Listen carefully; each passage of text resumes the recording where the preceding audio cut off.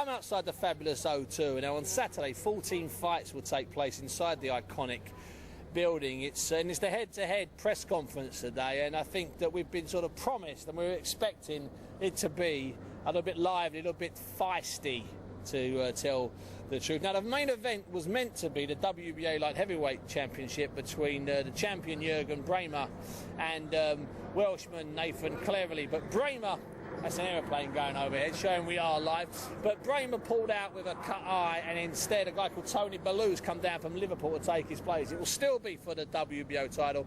Cleverly's been actually given that belt, but the real main attraction, let's not mince our words, is between former Dow Youth club mates James DeGale and George Groves. They've known each other for 10 years. They've been close. They actually boxed once in the Amateur Boxing Associations, and Groves nicked the tiniest and tightest of decisions. 18 months later, James DeGale won the gold medal. So there's a lot of rivalry, and that's the reason why there's a bit of a buzz surrounding this fight, to say the least. Now, the conference was delayed an hour or so, allowing Tony Bellew to get down from Liverpool, and it was hosted by Frank Warren, and sadly we can't bring you any of it because it was it was full of about 5 people swearing and screaming and shouting and moaning and absolutely carrying on alarming and inviting each other outside and doing all sorts of stuff. But as I say, it was we knew it was going to be lively, and it didn't fail to deliver. 3 fights, all British fighters, real competitive fights, fans. That's Frank Warren introducing the press conference. It started about an hour late because Tony Bellew had to get down from Liverpool and do a check weight. It's a bit tense on the top table, to be honest with you. I give you a free shot on the chin. I can't knock me out. I cannot wait. You're dead at the weight. Your legs go. If you give me a free shot, mate, you're waiting. If there's anybody getting knocked out, it's you. Now, James DeGale's been in some big fights. He won the Olympic title, and he also won the British title in front of 6,000 Scousers against the Scouser. I said, but this one, it just sort of seems to be just a bit extra in there. So I grabbed hold of James at the conference. In fact, I grabbed hold of him before it all started because I want to get hold of him before there was a bit of a melee. And I started by asking him, was he as relaxed as normal? Yeah, I'm always relaxed, Bunce. You know what I'm like. Cool, calm, collected. It's only around the corner now, and I'm ready to do the business now. You know, when you look at this fight, James, it's attracting a massive crowd. It's attracting massive attention. Has it surprised you the way it's caught on? It has surprised me. The amount of I get stopped in the street, I get bibs in the road, the messages, the emails, it's unbelievable. It's created a massive what's the word I know? Stir. It's unbelievable. As I say, it's only around the corner now. You know, I'll tell you a story. Yesterday I was in a cab, right, near Oxford Circus, and the cab driver looked at him and he went, he said, all right, Steve. He went, who's going to win? Now, when someone says who's going to win, I'm not sure if he means Hey Klitschko or if he means Mayweather and Pacquiao. Guess what he meant? Yeah, he meant you and George. Now, let's go in some, brother. There it is, man. Domestically, it's probably the fight that everyone wants to see. It's a massive fight. It's a grudge fight. There's bad blood. We do not like each other. And it is genuine, so people are really caught on. You said you were relaxed, and I admit you are relaxed, but surely for a fight like this you need a bit of edge somewhere, James. No, where'd you get the edge? No, it's there. Fight night. When I walk to that arena, when I'm in the changing room, that's when I'm switched on. I've got my music on, I've got my coach round me, I've got my shorts on, and it's on. And that's when it Can't happens. go nowhere. We walk into that ring, we're going to war. That's when I'm switched on and ready. I've got to admit, James, you look a bit more focused than I've seen you look in the past. You're still smiling, don't get me wrong, but there seems a bit. The eye of the tiger. Yeah. You know the eye of the tiger, Bunce? The eye of the tiger, man. I'm just ready to do this. I say all the talking. And there's been a lot of that. Finally, the talking's finally finished now, and now it's time to walk the walk. And I'm just ready, focused. I can't wait to get in there and do it now. So that was James DeGale talking to me. And obviously I had to balance it up, so I grabbed hold of George Groves, and I started off by asking him that, it was a feisty old conference, and him and James were not the main attraction. No, we're not surprised knowing Tony Bellew. He's usually good value for money, and unfortunately going second, it was like a load of hot air, wasn't it? It was everything we've said already has been said. It was a spicy press conference, but it's going to be an exciting night of boxing. So. about on the night, George? Can you stay calm on that walk from the changing room? 18,000 people in there screaming. Can you do it? I'm sure I can. You know, you have to. I've boxed on big events before and never been fazed by it. And the fact that I'm boxing someone I know is a little bit more comforting, Steve. You know, I feel I know James. He talks about how he's changed, but I've seen him, I've met him, I've been around him, and he hasn't changed. He's still the person he was before, and I know how to beat the person he was. What about this, the shenanigans with this bet? You know, each of you betting your purse. Have you had time to think about that? We'll have to thrash out the terms, I suppose. It's not quite as simple as walking into Ladbrokes and putting your writing on your bit of paper and handing it in. I think that's just a publicity stunt for him now, trying to get under my skin, trying to throw me off. And you know, it's the first time where I've done something out of character. So fair play to him. He done quite well. But at the end of the day, nothing he can do will faze me. Nothing he can do will affect the result on Saturday night. Now, Frank Warren's the promoter of this fight. He's been promoting for over 30 years, and it's inevitable that during your promotional career, fights fall out of bed. But there are certain fights that are sort of a red flag goes up, and you're slightly concerned. You're a bit worried about it. So before the conference, there was a slight delay as Tony Bellew was coming down from Liverpool. So I spoke to Frank. And I started by asking him, was it just really always slightly, going to be sort of too good to be true that we actually saw Bramer in the ring here at the O2? Well, it's absolutely right. I remember when I made the fight and we had the first press conference, I said there that, let's hope he shows up. And if he doesn't, the WBO had told me at that stage that they would strip him. Well, they've been good as their word. He's stripped now. And I suppose out of bad comes good. So we've got a real hot domestic fight for a world title. So we're going to wind up with a British world champion one way or another. Obviously we're waiting to make sure now that Tony Bellew makes the test weight. If he does that, then we're on.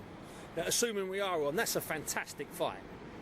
Bellew and Cleverly is a cracker. Well, you've seen Tony's last couple of fights have been real wars of attrition, up and down. He's been on the floor, got up and so forth. And you know that Nathan comes, he suddenly loses his head and he wants to trade and fight with people. So I just think, this is a real, it's not like hype, it's absolute truth. I think it's a bit like James DeGale and George Groves. You've got the two hottest grudge matches in the country. I mean, Nathan and Bellew, they've been swapping insults and looking at each other and semi-going for each other for over a year. Yeah. And suddenly it's landed on your plate with 48 hours to promote it. I know, that's the killer. Could you imagine if you had a bit of time what you could have done with this? Because it's, I'm looking forward to the press conference. I think it's going to be fireworks there. Because Tony Bellew, he's just going to go off on one. So it's going to be interesting, it'll be fun. But more importantly, on the night, that's what counts, and that's where we're going to get some serious action. And with the other fight, James DeGale against George Groves, I mean, obviously, you had to go out on a limb to get the fight, to secure the venue, to set it in motion. Are you surprised at how big it's become? No, I always thought it had there was this, I mean, it's long before I got involved with James, there's been that rivalry that's been going on for many, many years, so I'm not part of that. But it's something that's got into a bit of folklore in sort of modern-day British boxing. It is a grudge. It's not like looking at Ben and Eubank, which just become, I think, a thing that happened. This is one where it really simmering for years. Goes back to when they were kids. And the bottom line is, it has caught on big style. I mean, we've promoted the life out of it, along with the rest of the show. I mean, it's a good show. We've got 14 fights on the bill. But it's a fabulous night's boxing. And if you are a boxing fan, the O2's the place to be on Saturday. And there are some tickets left? Some? There are some tickets left. We've got a huge chunk of tickets come back from Bremen. They took some tickets in Germany. So, thankfully, there are some tickets there. Brilliant. Thanks very much. Or maybe not thankfully. No, exactly. It's not just the promoter and the boxers and the TV people who make the fights happen. The matchmaker is crucial. And when something like this happens, he's in enormous demand. Now, Dean Powell is Frank Warren's matchmaker, and I grabbed him and he looked a bit exhausted after the conference, and I started by asking him if he'd actually been anywhere near his bed since it all happened. It all started about, I suppose it was about 8:30 on what day were we now, Tuesday night, I suppose. I've lost track of the days. 2 days you've lost. Tuesday night, I think it was 8:30, so that was when he didn't turn up at the airport, and we hadn't been informed, we didn't know anything about it. Finally got hold of Dietmar Potzer from Universum, who said he thought we'd been informed, and that he was due to fly in yesterday. They'd rebooked the flight for him to fly in at 12 to land at 12 o'clock yesterday. And the next conversation I had with Dietmar was 9:15 on Wednesday morning when he informed me that he wouldn't be coming. So, and did you instantly have a list? Did you have anybody in mind, or did you have to just start working furiously? Well, obviously once that he didn't get off the plane on Tuesday night, the alarm bells started ringing as they do, and we started having a look around, and a lot of the problems now normally where some of the people would have been available because of the stringent weight checks now, and rightly so. That was a lot of the problems with 3 or 4 of the contenders because of the lateness of the weight check, which is understandable, and we wouldn't want to put anybody's health at safety, obviously. So you landed on Bellew, which is a fantastic fight. I mean, it's a brilliant fight. I just wish it was in October in Liverpool and we had 3 months to sell it, Dean. I think in the ideal world we all wished it was at Liverpool in October, or in at the CIA or at Wembley. Yeah. October, November, later on in the year when, but unfortunately this situation has arisen. It's unfortunate for me because I work with both of them. So obviously I'm not going to work, but it's a great opportunity for Tony and Nathan. It's all about them, really. Dean, is this the sort of the most ridiculous situation you've had, or have you had anything worse than this? Have you had a bigger struggle on a bigger fight than this in the past? I think undoubtedly. I think the Danny Williams situation with Skelton was... Just tell us about that one again, because this one will put a smile on your face at least. Go on. The Danny Williams situation of 10 past 10 the night before, after weighing in and everything being okay, and then, we're sitting down, having a sandwich and a glass of wine ready for our first show on ITV, and then we told that Danny Williams is not going to fight. Gone home! So, But I said to Frank yesterday, that we've been there before, and we'll be here again, unfortunately, Yeah. because that is the nature of the business. And as Mickey Duff used to say, if it was easy, we'd all be doing it. Now, with that Danny Williams thing, just to finish up, Dean, let's finish on a light note. With the Danny Williams thing, you actually got Mark Crench, who's a butcher. He actually started work. He was actually cutting up the beef, and you got him in the morning about 6 o'clock. Luckily, butchers work early. Yeah, I spoke to Richard Poxon at about 6 o'clock, and I finally got hold of Richard at 6 o'clock.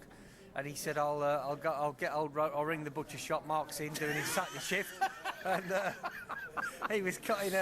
He was doing his Rocky thing. He was like, I don't know about cutting the meat or punching the meat. He might have been cutting it, but. And about 14 hours later, he was fighting for the British title. And he did very well. That's how we do it. Dino, thanks, son.